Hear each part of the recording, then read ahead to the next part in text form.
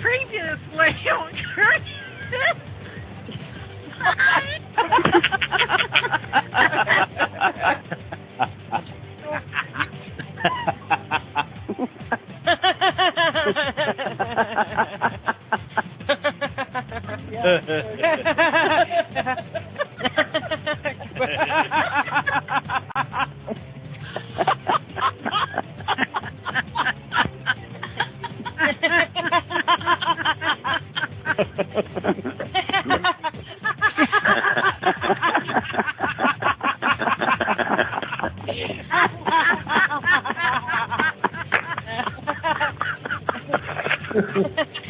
Oh, God.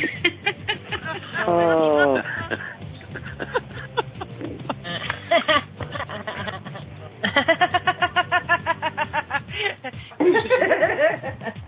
Okay.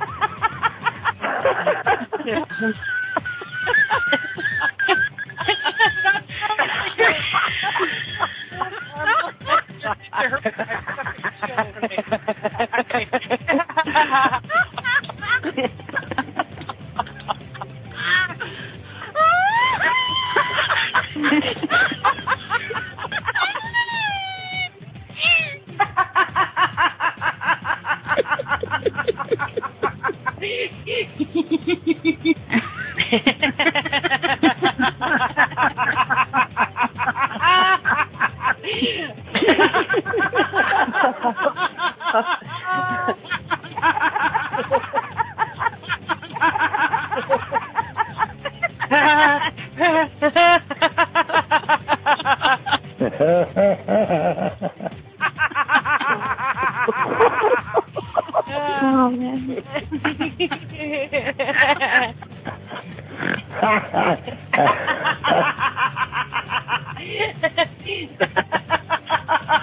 Oh my God, somebody get me a beer stat.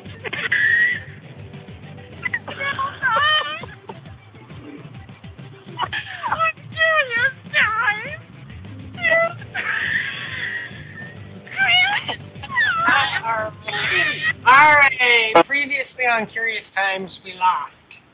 And it is, welcome to Curious Times. It is Sunday night, October 7th. The snow is flying over here right now as we speak. I can't speak what a ripoff. We had snow in the middle of September, and it's just like insanity. Having to pay for a whole extra month and a half worth of furnace running is also not fun, but anyhow, it is what it is. We have Hillary Black, who's halfway on the road right now. Well, she's in her car, we think, and she's driving and rushing to get to wherever her destination is. So I'm gonna like stretch this out just a little bit to give us a little bit of time. And going to tell you really quickly what else we have coming up in the next few handful of days. And of course I have like all kinds of computer problems today too. Everything's locking up, freezing up. Theoretically, Aaliyah Dawn is here tomorrow. We had a failed attempt last month. She took the summer off and was supposed to return in September, and through miscommunication and whatnot, I ran into her that day on Facebook. She was on Facebook Live or whatever, and so I jumped into her little feed there, and I said in her chat, hi. She goes, hi. I go, hello. Are you? See you tonight? And she goes, yeah, blah, blah, or whatever, and she thought I was a different Chris, and so she was not planning on being at Curious Times that night. So we had a failed effort. We'll hope that we got everything back on the proper schedule with Aaliyah. And Tuesday, Melissa Bruce, our astrologer and kick butt other coach and psychic and medium and all things like that. Kathleen Morris here on Wednesday. Thursday, it's a day off. Friday, Salva Dutton is here. And then a couple of days off after that. So a week from tonight, I'm off as well. And so we do have Hillary Black for anybody that's been living under a rock and not been tuning into Curious Times, or who may be joining us for the first time on one of the other platforms that IntuiTalks.com broadcasts to, or catching the archive in YouTube. Hillary is an intuitive, a psychic, medium, clairvoyant, all the clairs pretty well. She's also quite good at the proficient. I like to use the word proficient with use of the pendulum, and she it's almost like that pendulum is like an attachment to her, and I could just see her, in the shopping store going like, should I get Kellogg's brand or the store brand? And then watching the pendulum tell her which one she could go get. Wouldn't that be funny, hey? Wouldn't it be funny if that would be a funny little parody? Is that we could have do a little skit that would have our types of people out in the world using their and not being shy and being very overt in how they do that, and so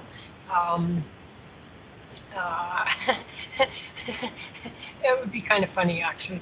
Or else have somebody, in a dress shop or something say, does this color look okay on me? And then have the person who's an aura reader or something say, completely clashing with your aura right now, and blah, blah, blah, blah, blah. You would be way better off in an aqua blue dress, or whatever the heck it is. And so anyway, or having somebody looking at the prices or whatever, like Carol, the numerologist, and have her go, okay, the price on this one is not good in numerology. That adds to whatever, you know what I mean? Like a 9. It means it's going to expire soon. I'm going to go with with the one that would be kind of a funny little skit. But anyway, enough about that. So she's very proficient with the pendulum. She's also a healer and a minister. She's a life and a business coach. You can find out more about Hillary and all the services that she does provide by just going over to her website, please, at www.AskHillaryBlack.com. And you can Facebook her at Ask Hillary Black. And you can just damn well Google Ask Hillary Black, and you'll find a plethora of ways in which you can connect with Hillary Black. So, without any more delay, and hopefully I stretched it long enough, and we'll see how close to the ETA our good friend Hillary. How you doing, Hillary? I'm good. I'm parked at the beach. At the beach? I'm at the beach, yes. So, yes. That just blows my mind. I'm all bundled up in layers, and it's snowing outside, and you just pulled up at the beach. Yes, I did. Well, I was trying to get home, but it's all right. I'm 10, 15 minutes out, and there was some traffic, and so I thought, there's a stretch of beach here. I can stop here. This would be a great place, doing the show and looking at the beautiful waves, and it's just okay. That's good. Maybe, and also water is an excellent conductor for the spirit world, Absolutely. Yeah. Absolutely. So I really wanted to be in a beautiful spot while I sat here and did the show with you guys today. So, I don't miss the snow too much. I mean, it's beautiful. I lived in Denver for 20 years, and it is really, I just don't miss driving in it. But it's gorgeous to do the angels in the snow, and certainly have Christmas in the snow. My kids would say, Mom, it's not, even though they were born here in San Diego, they grew up in Denver, and they're like, it's not the same, Mom. I just, for them, having Christmas in San Diego for them is like, where's the snow? Because they're so used to it. Mhm. Well, I remember when I was a kid one time, I guess I must have been around 9 or something, and we went to Disneyland for Christmas, and so it was also the same, except the hilarious thing was at Disneyland they had trucked in some snow.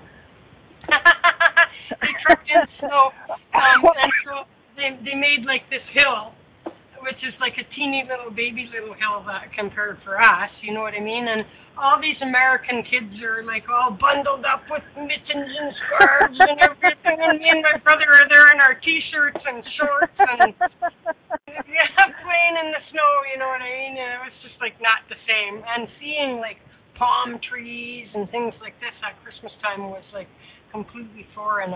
and it's Oh, been yeah. the only.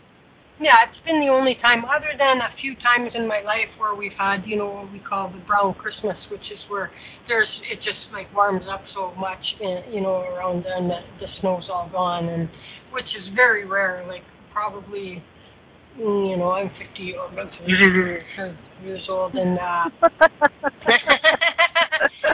like that how you just said that. Go ahead. And it's, you know, maybe a handful of like 3 or 4 times in my life that I can remember that it's ever been melted enough around Christmas time that we could call it that. So I know what you mean, and I don't, as I age, I don't appreciate the extreme cold, you know, which we get. Like snow, it depends on where you're at, whether snow is beautiful or not.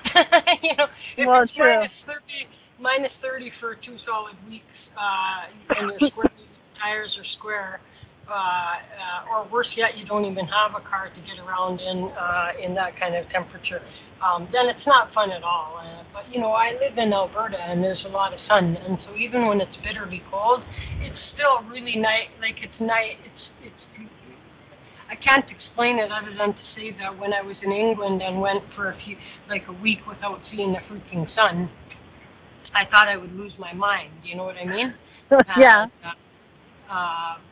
So even on those really cold days, we have such big blue sky that it maybe tricks the mind into thinking it's warmer than it really is. You know. But anyway, enough about that. Well, now we turn over to sports from weather. You know what I mean? So,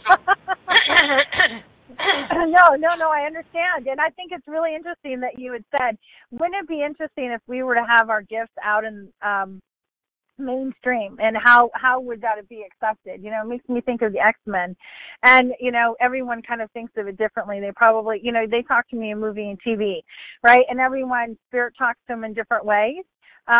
So somebody else obviously wouldn't be thinking a movie like I would, or be thinking of a different movie per se, right? And I did, you know, yes, you know, one of the things is of course you want to listen to intuition, and have that connection to source, which is so important, right? Because your relationship to self and the relationship to God or source is the most important relationship, because if you don't know yourself, the depth of the relationship with yourself determines the depth of the relationship you have with another person.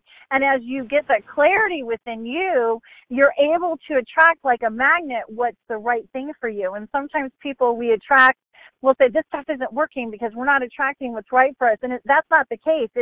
It's necessarily, it's where our thoughts are, right? Because what we think we do attract. And that gives us an understanding of what are we thinking, what are we speaking, because power of words is really important. But it's also, what is it is showing me as a mirror of, okay, now it's helping me get that clarity of what I do want, right? Right. But so it is important. I used to talk, you know, I learned tarot at ISIS bookstores in Denver, Colorado, and that store's been there like, I don't know, 45 years or that sort of thing. And Karen Charbonneau is the owner. I don't know if she goes by Charbonneau anymore. She probably goes by Harrison. But anyhow, the point is that, you know, I'd raised my hand in class and said, hey, what is it, you know, when do you use your tools and when you don't? And she's kind of like, well, if you use your tools all the time and, you know, in trying to make a decision, you want to be able to kind of go into spirit and say which one is the best thing for me. But I have taken my pendulum out in public. And my children will say, Mom, put that away. And I'm like, I don't really care what people think. And she's like, they're like, put it away. And I'm like, okay. Because, you know, not everyone is, you know, some people when something's new to them, they do become fearful, and then they come into a place of judgment, which, you know, certainly I think that everyone on this planet, and I, you know, and I'm generalizing. I mean, I don't know what everyone on this planet really wants, but you would think that, you know, energy vibrates on the energy of love, right? You know, the money is love, and everything just vibrates to the energy of love, and we're all interconnected, right? Energetically, you know, a human body has energy stored in it. You know, a tree has energy stored in it. You know, metal has energy stored in it. So we're all interconnected within that energy. But someone said it to me. It's not even that it has energy stored in it. It is energy. Yes. Yeah, it is energy, and it flows. Yeah. Correct. It flows. Yeah. Absolutely. So what happens, someone said to me something about relationships. I was listening to him about a relationship course, and I went, oh, my God, that's totally right. Or it resonated with me. Let's just put it that way, because everyone's right and wrong is different for them. I mean, truth is different in the eyes of the beholder, so to speak. But the thing is that they were saying about how in relationships that I think that generally most people would want to have a place of unconditional love and come into a place of being able to show their true self, the good and the bad, right? There's true selves and totally be loved unconditionally in a place of acceptance without judgment, and then be able to have that person hold that, want them to even be more and even be better and support them in that. And I thought about that and I went, God, that really resonates with me. I don't know how that resonates with you. Do you agree with that or no? Yeah, sure, absolutely. Yeah. So, and I thought that was really interesting. I went, wow, God, I can never articulate what I really wanted in a relationship. And I thought, well, that's the beginning right there. Yeah. That's a good start. Because if we're ambiguous, how do we bring to us what it is that we want? We have that consciousness of head, which is your head, where you're setting those goals and wanting certain things, and you have to have a direction of where you're going. And the important thing is follow through. Right? People can say what they say in a reading, but, they can say, here's the future reality of what I see for you. So what they're doing is giving them a glimpse to the future and the current now, right? Because we read past, present, and future. And we don't, I never know what timeline I'm reading in the sense of, does this happen in the past? Is it current or is it the future? And they have to let me know where I'm at. But I'm reaching, I call it future realities. I call it future forecasting, but future realities, and I'm pulling down the reality highway. I'm pulling down some realities. So I'm kind of giving them an idea of where the mindset is. Where are you at? If this is not a reality that you want, you can't shift anyone but yourself. But you certainly can shift your energy, your attitude, your thoughts, your words, your reaction, which in turn has to shift other people around you. Certain things still may happen, because that's their faith, their belief system, where they're at in their head, their actions, that sort of thing, and we just can't shift another person but us. Well, I mean, and we were talking about we can't. You're absolutely right. I mean, we can't, but we can. We were talking last night about empath children in particularly. You know what I mean? And how the environmental noises, sensations, feelings, emotions affect them, and how to keep an eye out for that and help children to cope with it. You know what I mean? And I know for one that I have the ability to either kill a room or bring it to life. You know what I mean? I totally know what you mean. Exactly. So in many ways I can't necessarily dictate, but I can affect by my own actions, you know what I mean? And that's why I always joke, like, as long as Chris is happy, everybody else gets to be happy, No, but that's true. That's true, and I never thought of it that way. And that's true, because as a child, when I was younger, I'd walk in a room, and if I was happy, everyone was happy. If I was sad, I found that a lot of people were sad. I never even really thought about it. I'm an empath as well. So you're right, because it's the energy, the vibration, right, of you walking into that room does make a difference. I agree. So I can feed off of, now my responsibility as an empath is to, if I'm receiving negative, depressing energy and I don't want to add to it or amplify it, then I have a conscious choice to make to try to bounce up and be up. And there's times here when I'll open the show up and, I don't know if it's that somebody that's listening is in a particularly excellent mood, or the guest or whoever's on the phone, or what it is, but some days I'm almost manic, you know what I mean? And I don't believe that I'm a manic depressive, you know what I mean? But I mean that I'm probably feeding off of whatever the energies are, and there's time, and that's why sometimes if I'm particularly down or something, then yes, ladies and gentlemen, Chris from Curious Times does get down. Then I will, try to take some time out to listen to some music that will,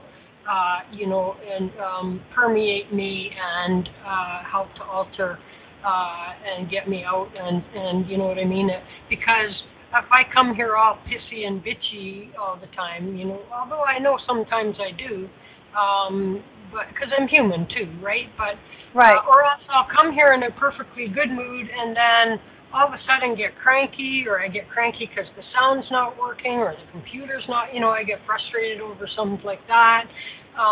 You know, but I have to, as long as I remain aware that my own projection, you know, I can change that, and then that can in turn create a better environment theoretically. Now, if somebody else doesn't have to respond that way, we all know that we can close ourselves off, and we've all done that to somebody, right, is give them the cold shoulder, or, you know, and sometimes we're even fighting, like we want to smile or laugh at something, but we're still mad, and so we're going to stay mad, and we're not going to, you know what I mean? And so we do have some ability to, you know, we do have an ability, and the key is knowing that you have that power, because you can then therefore influence a room theoretically. And sometimes people that are going in for a job, and, you know, I've said to people, like, and they'll call in and they're like, I will ever get a job. And I'm all like, if you keep talking like that, I wouldn't hire you. You know what I mean? Like, I want you to have energy and positivity and excitement and modulation in your voice and life, you know, in an interview, because they don't want to hire a corpse, right? And you could theoretically, that's why I've said to some people, is like that if you're so depressed about that you can't, and anxious, overly anxious about, and like anxiety driven because you keep on not being able to get hired or whatever, like you get like all the interviews that you want, but you've been like to 25 interviews and you can't get the job, so your resume is not the problem because you're getting the interviews, right? So there's something that's going on in the interview that's possibly the culprit.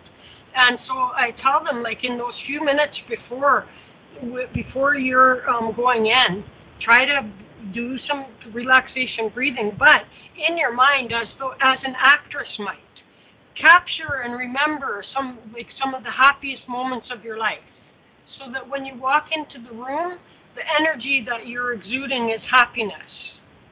You know, nobody wants to hire somebody that's about to cry. You know what I mean? Nobody wants to hire somebody like that. And if you make the interviewer depressed, then they might not even know why they don't like you. They're just going to go like, no, this isn't a good fit.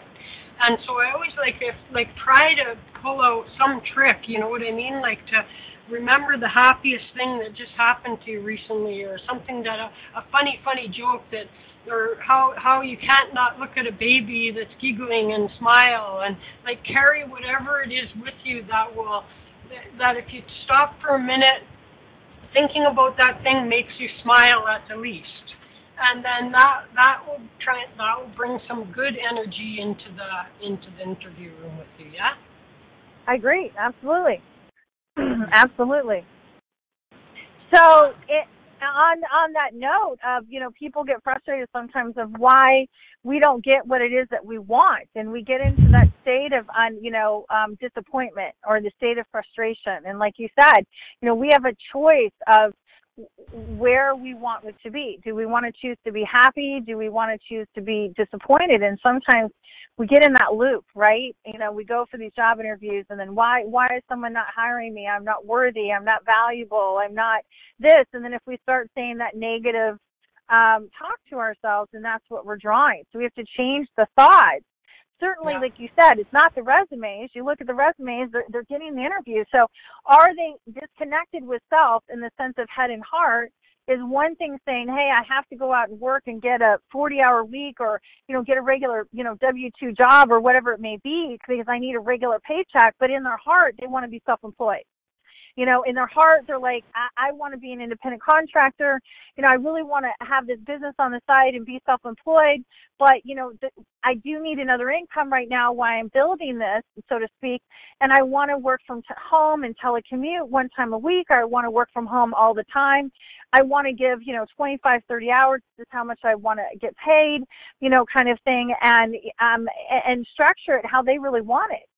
So a lot of people, when they go for jobs that I find, and, you know, they'll say, you know, I really don't know. I have to wait for the company to tell me where they're going to put me and what they want to do. And I understand that. That's true, because you have to make sure it's a good fit. But if you go in there with no idea of what you want, and you don't know what your negotiables and your non-negotiables are, you're giving your power away. And what happens is that we come into this role sometimes that we're the victim instead of coming into the victor. I call it the victim victor, that kind of thing. And we want to come to that place of empowerment, because when you come into that place of empowerment without the triggers, and the triggers would be someone, you know, who says something and you don't know why you're bursting out in tears and you're crying, and someone's like, why are you crying? And you're like, I don't know. That's a trigger. That's something that hasn't possibly been healed from childhood, or there's something there that there was pain at one time, kind of thing, and something just brought it up to let that person think about it, right? I've sat there and watched TV and just burst out in tears, and I'm thinking, why the heck am I crying? And I had to go inside and look and say, okay, what is this emotion or feeling coming up? What have I, you know, what is it attached to a situation, you know, kind of thing? Where is it that I need to clear, or am I missing someone or loving someone, and I just have sadness of that loss, or whatever it may be, right? Well, and for me, sometimes that's, you know, the empathy at work. You know what I mean? Like, I'm a wreck when, I'm a wreck at times when I'm watching, like, even happy moments on the Olympics, and somebody wins over some adversity, and I cry. You know what I mean? And like, it's a victorious thing, but I'm like, and I become overwhelmed with that, and then I can cry over, and I cry a lot over like the good humanity stories. Like, there was a commercial that they used to run, which was around the Olympics, and there was some cross-country skier, and they broke their pole. And here comes, I think it was a Canadian, but I can't be sure. It was a Canadian skier, and it was another country's person, or vice versa, but it involved a Canadian.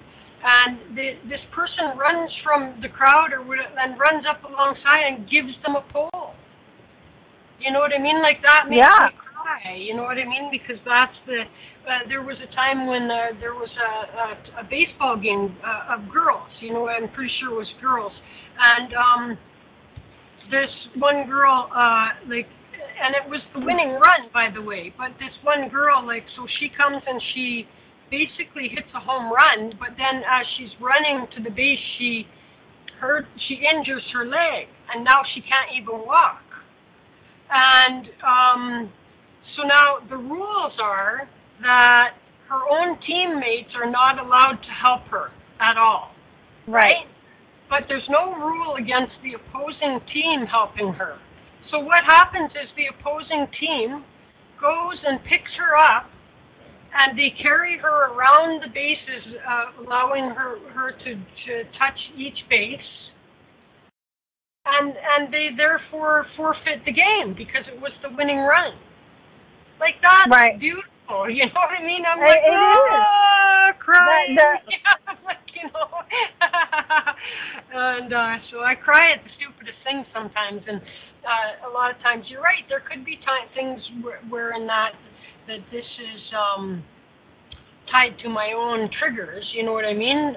But it's also just the pure empathy of perhaps that I'm feeling their emotion, or I'm their family's emotion, or the crowd's emotion, or whatever. You know what I mean? And it's just like a thing I can't stop. Like, it just happens instantly, right? Well, I think it's beautiful that you're allowing yourself to feel the feelings of happiness, joy, compassion, you know, and being happy for another person, and them coming into their happiness, right? And so we don't allow ourselves to feel our feelings. We shut ourselves off, kind of thing. So it's a lot of us, when we have a certain situation happen to us, we just throw it under the rug and we're like, okay, we're just going to move forward, and then we will ourselves and tell ourselves everything's going to be okay, everything's going to be better. But it's really the emotions that drive us. It's not just our head. Everyone thinks we're driven by our head because, we're intelligent beings and, we set goals, but it's really the heart that's what drives you. And the heart is really driven by our emotions. So our emotions tells us what's right and what's wrong for us. Our emotions tells us, are we, like you said, you're in a place that you're happy for these people, and it was a happy cry. It wasn't a sad cry. And then it could be a happy cry that doesn't go into a sad cry. And if it does, then it's showing you, okay, where do I need to look at that and decide to do some work on that? And if it's a happy cry, you're allowing yourself to have that happiness to raise your vibration even more and to have your cup filled, because that's what it's about too. It's not just, we're helping others and we're interconnected, which is so important, and we don't allow ourselves to be interconnected because some of us have shut our hearts down and not letting anyone in. We give and give and give to everyone else, but then we complain that we're not getting back because we don't let anyone in. Mm-hmm. Because we're afraid. We're afraid to let people in. Because when we do let them in, they disappoint us, they destroy us. But, it's not the point they destroy us, because we choose how we feel. We turn around and say to somebody, you made me feel this. No, by what they said, you chose to feel that way. And it's hard for us to take sometimes. I don't want to say it's hard because I'm going to cancel that. It's coming to a place, the more that we take responsibility for our feelings and how we truly feel and then choose to react, it will change the difference of our interactions with other people, and then them raising up with us or them shifting out and our energy moving around in our world. I get you on that. Although the caveat is that, so there's a difference between how, somebody can affect how I feel, but they can't, what I do with that is on me. Exactly. You know what I mean? And so, because for all of the reasons we just talked about in terms of an empath and whatnot, now what I do with it, then you're absolutely right. That's on me. And we still shouldn't blame, you know what I mean? We could point out to somebody, especially if we're in a relationship with somebody, right? And we're an empath, right? And we should say, okay, when you do that, because and possibly because I'm an empath, it's compounded for me, and I then have to work extra hard at my own feelings on that, and so you can affect me in that way, but I can't blame you. I can't blame somebody else for what I do with those feelings. You know what I mean?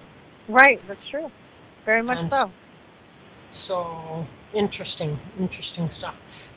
All very challenging. But I guess that the true thing with people is we can't expect them all to be psychics either, right? And so no, we can't. We have to. Especially in our personal relationships, we have to tell people. The worst thing people do is they bury it. Something I do annoys the hell out of them. And they don't say nothing, and then one day they just explode with all of it, right? And I'm all like, gosh, if you would have just told me that 5 years ago, you know what I mean? None of this would have had to happen. Yeah, exactly. We would have saved a lot of heartache and pain or his having the angst or whatever it was. Yeah, exactly, right. So we have to communicate properly with each other and, talk. It's how we do that, is also important. We can't be rude about it, you know what I mean? But we have a responsibility for communicating our own issues, needs, desires, feelings, and all that, especially in a personal relationship. I think we owe that to a partner or somebody that's close enough. I agree. And what is important too in a relationship not only is the communication, right? And us expressing how we truly feel. Because again, I used to tell the children, I would tell people say, well, you're psychic, and I'm like, I'm not a mind reader. Okay, and I'm working on my communication skills too. I'm human just like you are. You know, we all are. And so some people will look and say, "Well, God, you're a psychic, or you're this, or you're that. You should have better communication skills than everyone else." Well, okay, I'm good in some things, and other things I'm working on it just like everyone else is. You know, kind of thing. Where you're at. Yeah. So so in terms to that of where you're at. What happens sometimes is when we put out these goals of what we're wanting, right? And we say, thank you, God, or universe, that I now have this wonderful relationship coming in my life, you know, kind of thing. And you have to put it in the power of now. Because if you put it in the future, it stays in the future, that I now have this wonderful relationship in my life. And sometimes we don't get what we're asking for. And I had a client say this to me one time, and I should have written down my answers to him because it was totally channeled. And I'm like trying to remember everything I said to this person. And, you know, sometimes we ourselves will ask a question and, you know, the universe, and we're not getting it. And then we talk to somebody else and it literally, like, flows out of our mouth when we're not thinking of it. And we're like, oh, my God, that was the answer I asked for earlier, you know, a couple days ago or whatever. And so what happens is that, you know, when we're asking for something that doesn't necessarily happen in regards to relationship, or anything for that matter that we're asking for, sometimes God has a better plan for us than we have for ourselves. Now, it's kind of interesting, the universe or God, because some of us get a little frustrated that, okay, that's nice, God, that you have that plan there, but you're not listening. I want this. And we get attached to the outcome, which is difficult. Because what happens is when we ask, God has either a better plan for us, or we're getting where we're at, because like attracts like, you know, like magnets, right? So if we're not liking what we're getting, we have to look at ourselves and say, where are our thoughts and our feelings that's attracting this? Because everything on the outside is a reflection of the inside, of our thoughts, our feelings, our words, right? Because isn't it thoughts are words and words are actions? Yeah. Which creates our reality. And so not only that, but then the other thing is that I had this list, and I don't have it in front of me. So God wants better for us than we want for ourselves. We get where we're at, or there's blocks, right? So we have certain blocks that don't allow us to have what we want. And you also can't ask for your highest good and then specify things, because those may not be congruent. You know what I mean? Very much so. Exactly. So I'm going to explain that in just a minute. So I agree with that. So let's go right into it. So what it is there's a movie called, because, you know, they talk to me in movies, Under the Tuscan Sun. It's with Diane Ladd. And there's other great people in it too. But so what happens is that she starts, have you seen the movie? I don't think so. If I did, I never pay attention to titles. So I have a brain. Okay. I blame it on brain injury. Okay. Well, I'm sorry. But if people ask me music, I'll say, I've heard that song, but I don't know the title or the artist. So everyone is different on what, you know, they remember, that kind of thing. Where, you know, some people are encyclopedias when it comes to music, and I'm like, I like that song. And they're like, but I couldn't tell you the artist or the title.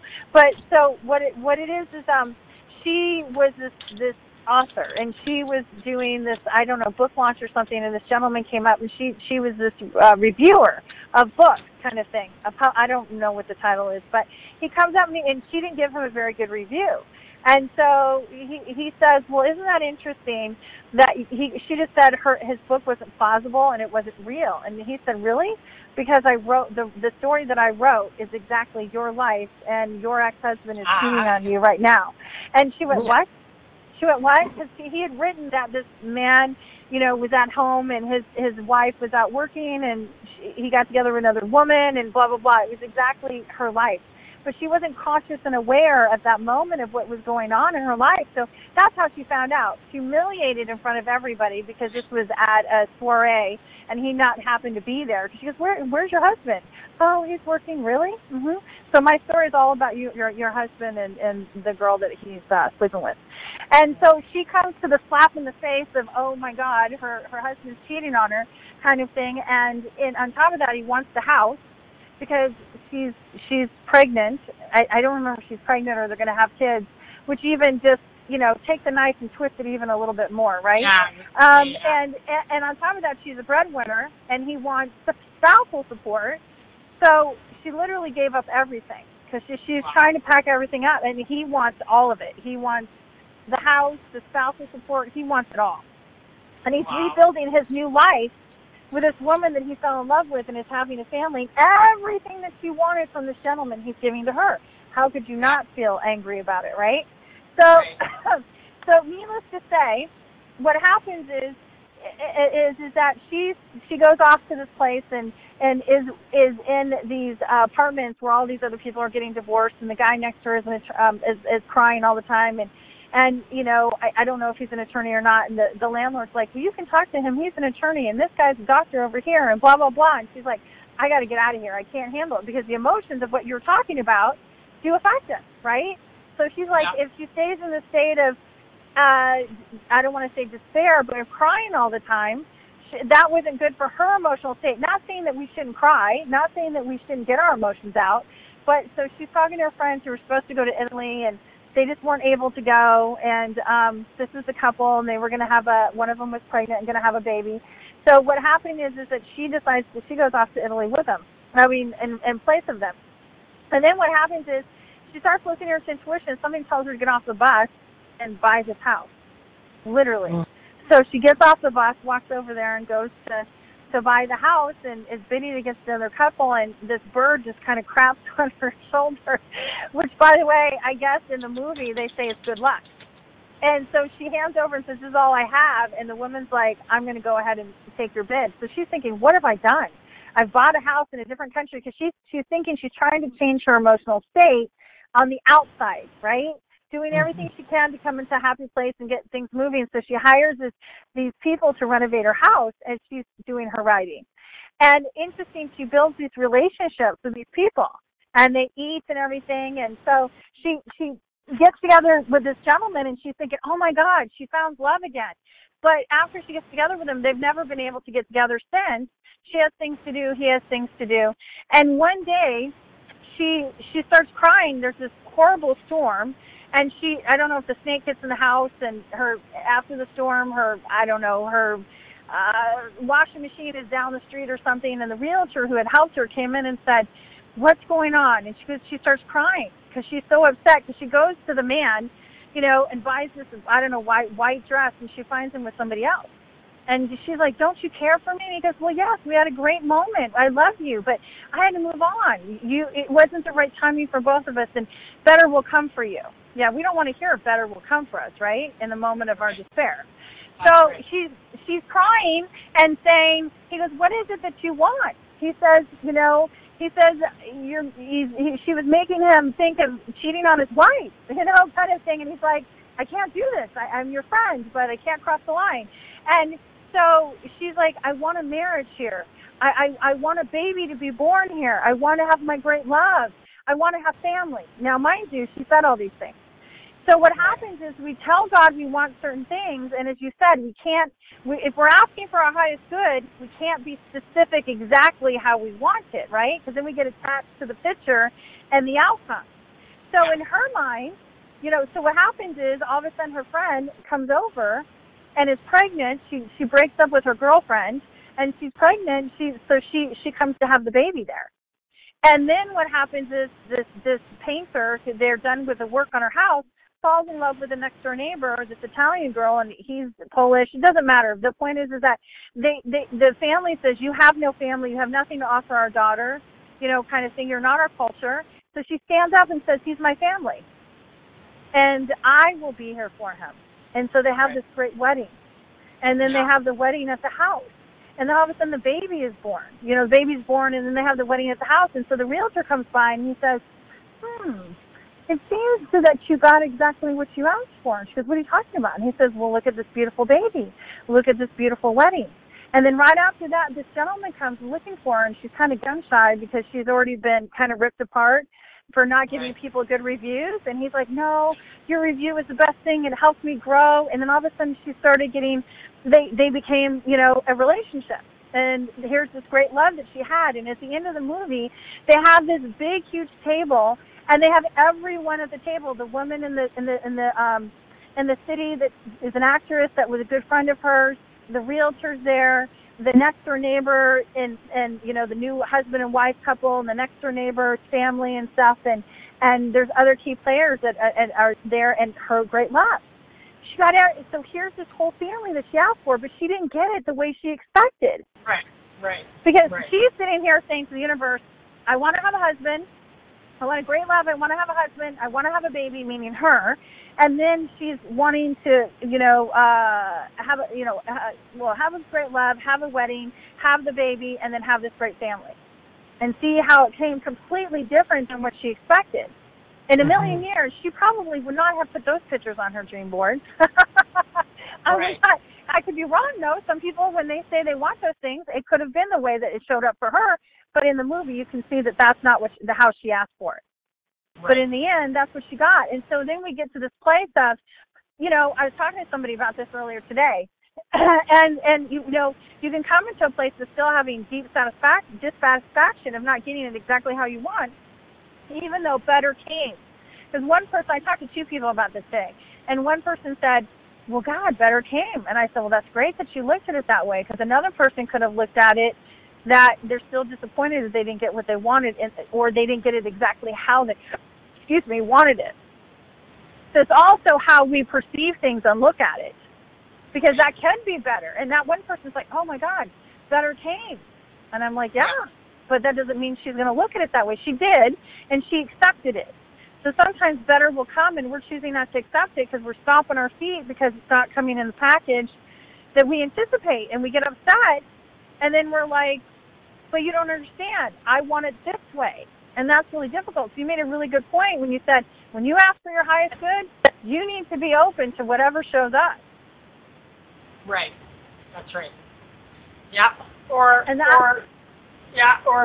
and manifest what you want, specifically. But I always think, the universe is a little smarter than us, and right. So I also used to know, and this will sound stupid to you guys, but one of the rules of, collective, negotiating, a collective agreement or something like this, right, is that when you start specifying, right, and you specify, itemize things specifically, you're excluding everything else.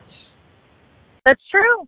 Good point. And so you want to be cautious about that, for obvious reasons. And so if you want to start putting a list that's specific, then be careful, because all of the other possibilities you're ruling out, you're eliminating, from your list.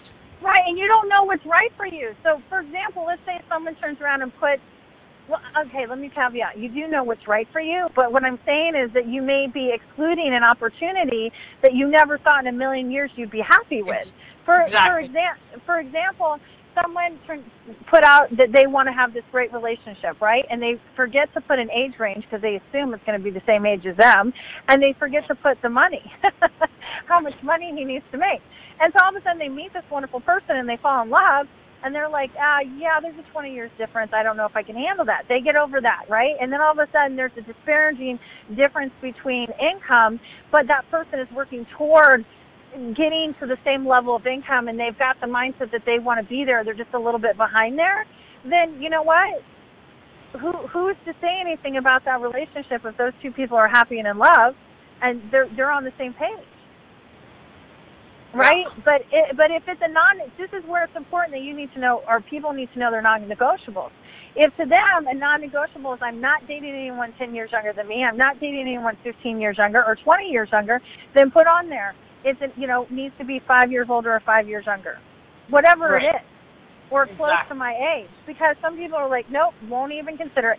Because honestly, this was, it could be, somebody could have said, well, I never in a million years would have expected it to date someone like this. I didn't know I fell in love. What was I supposed to do? Well, keep walking. You know what I mean? And, some people at different age ranges, stay together for 20 years, 40 years. Some people don't. I mean, everyone is different. Everyone's different. But like you said, if we get too specific, because I've had clients say, well, I want a guy who's 6'2" and blonde hair, blue eyes. I'm like, seriously? You're not going to give yourself an opportunity to, whatever. Just put on there that he's attractive. You're attracted to him and he's attracted to you. And if you don't want a guy who's shorter than you, and that's a real, you're taller or whatever it is, then put your non-negotiables on there. Yeah. But keep yourself open to possibilities, and that's what we don't do because we want to control. And so what happens is when we want to control, I call it micromanaging God. I think it's kind of funny, but... Yeah, that's right. So, I mean, it's right. You just want to, like, you just have to be sure that you're not, making things conflict. You know what I mean? You know, exactly. Do you want to go left or right? Yes. Well, that's not helpful, right? Like, left or right, not yes. Choose one, you know, and so you can't be asking for. Again, I just want to, I just say, like, that's a come. I also don't tinker with my chakras or anything like this. Like, I go, like, it all seems to work okay all by itself. I'm not going to start, like, messing around with it. You know what I mean? I'm just going to trust that, you know, the universe and my team is taking care of it for me, you know? Well, exactly, because what you think is for your highest good is God may have a better plan for your highest good. And like you said, you ask for your highest good, and sometimes if we try to draw that on a picture, we don't even know what that is. Because we can't even imagine what the possibility is that's coming in. Yep. But some of us, it is difficult sometimes when we get attached to the outcome. We're like, okay, we want this relationship, we want it with that person. And God's like, well, maybe here. No, you don't understand. You're not listening to me, God. I want that person. No, I want that person. Yeah. Or they're like, right?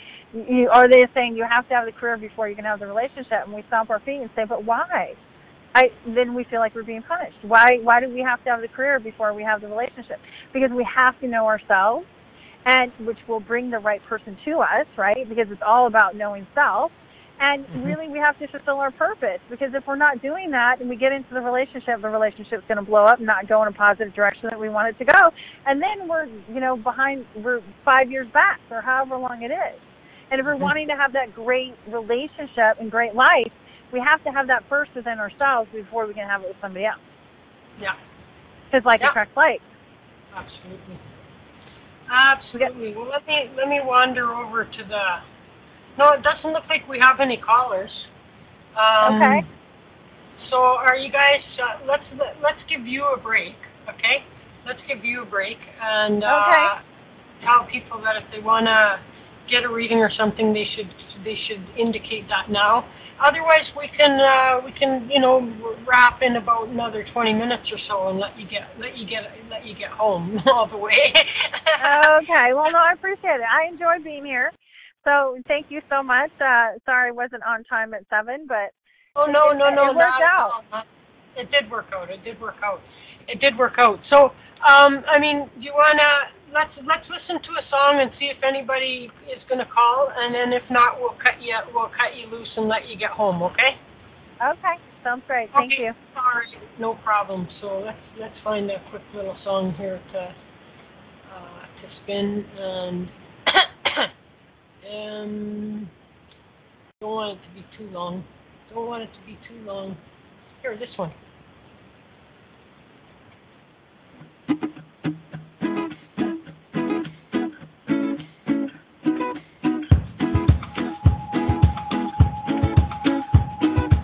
I wanna be your rush love. I wanna hold you to the stars. The way light shines in the park on a Sunday afternoon. I want you to be big, want you to be gold. I want you to be sky. The more things change, the more they shine. Glow, I wanna see you glow. I wanna see your daylight shining all around your heart. I wanna see you glow. I wanna see your daylight so bright all around my soul. I wanna see you soar, love. I wanna see you fly and kick off the world in the dark and just just dive. Just dive. The more things change, the more they shine. Glow, I wanna see you glow. I wanna see your daylight shining all around your heart. I wanna see you glow. I wanna see your daylight so bright all around my soul. I'll run this world with you.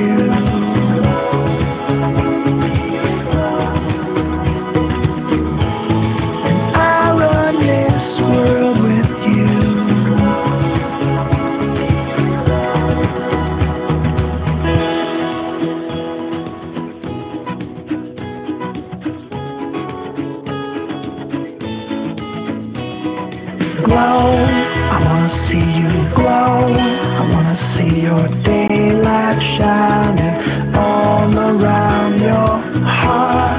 I wanna see you glow.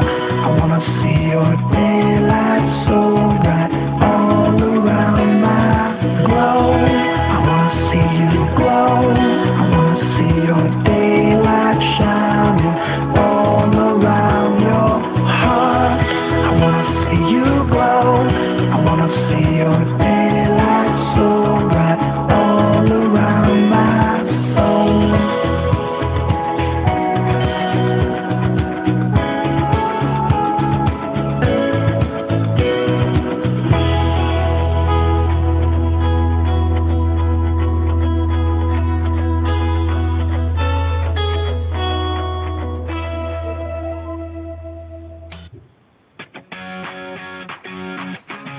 Are you looking for a place to meet like-minded people? Are you a metaphysical practitioner, psychic, medium, or healer, or all of the above? We've got a place for you. IntuiTalks.com. Join for free, listen to spiritual radio shows, get a free website, watch and participate in classes, and so much more. Join the old spirituals, all on the One Roof Network, www.IntuiTalks.com. All right, we're back. Welcome back, everybody. And so it doesn't look like we have. I'll bring Hillary Black back on, and we can sort of summarize and wrap, and let Hillary get on her way from the beautiful. Is it dark there now? It must be dark long ago by now. Yeah. You know, it is, but I'm near the pier, so I can see the lights on the pier, which is great. So I can see the waves, and it's beautiful. Oh, nice. Yeah. That is absolutely nice. That's nice. I love water. Like, for me, water amps me up, actually. You know what I mean? And fire calms me. And a lot of people might think that would be the other way around, like the fire, because fire is passion and blah, blah. But for me, fire brings me to peace and relax and calm. And water, big water, like, charges me up and amps me up beyond all ridiculousness, you know? Interesting. Yeah, I guess it's different for everybody. So yeah, I'm the opposite. Water definitely, but again, I'm a Pisces and a water baby. But it's funny because I'm a fire sign, and so isn't that interesting? Well, isn't that interesting? Yeah, the fire soothes you, whereas it would get me, definitely amped up, and the water is what soothes me. But again, I'm a water sign. Right. So I wonder if there's some theory there, Huh. Interesting. We'll have to check with people and see if that's the case for all of them. See if the people that are air signs are get all amped up with thunderstorms or something. You know what I mean? And, right. And typhoons and all that.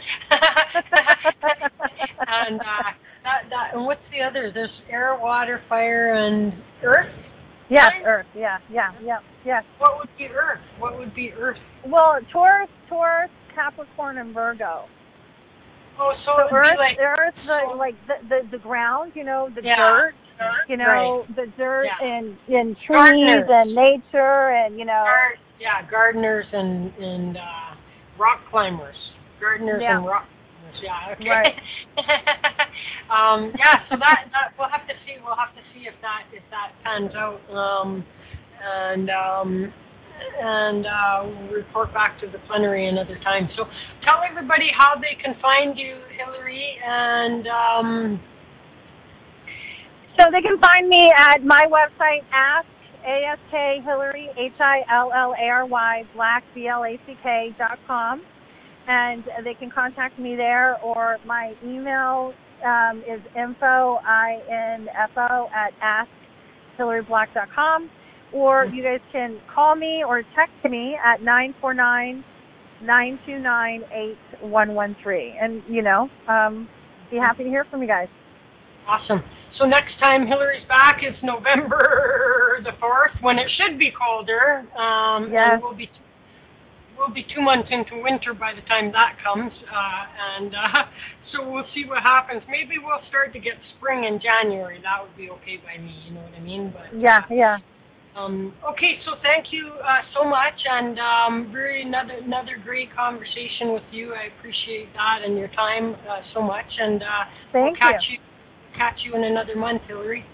Yes, and everyone have a great Halloween coming up. Yeah. Halloween. We'll have to see if we do it. One time we did a bunch of listeners put on costumes and came all on their everybody came on the webcam. Oh, that's so fun. Kind of Halloween thing that night. And so, okay, Hillary, thank you so much. Everybody else, we're back tomorrow night with hopefully Aaliyah Dawn for the first time in a few months. She's been having the summer off. So everybody take good care. Drive home safely, Hillary, and we'll see everybody back here tomorrow night or the next time you're able to make it. All right. Thank you. Right. You guys, bye. Take care.